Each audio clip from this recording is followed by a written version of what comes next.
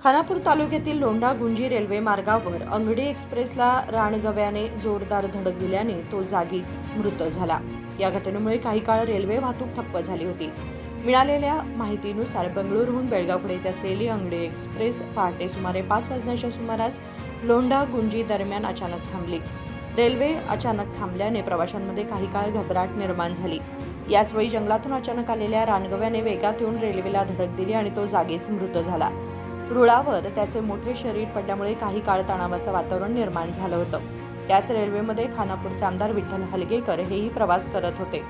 Railway थांबल्याचे लक्षात येताच त्यांनी खाली उतरून परिस्थितीची पाहणी केली आणि खानापूर ACF सुनीता निंबर्गे यांना माहिती दिली. यानंतर वन विभागाचे अधिकारी आणि कर्मचारी तातडीने घटनास्थळी दाखल झाले.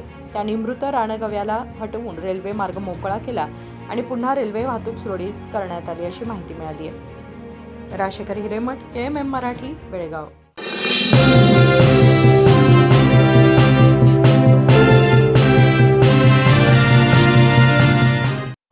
ಜಗಮಗ ಜಗಮಗ ಹೊಳೆಯುವ ಕಣ್ಣುಗಳು, ಹೃದಯದಿ ಹರುಷದ ಅಲೆಗಳು.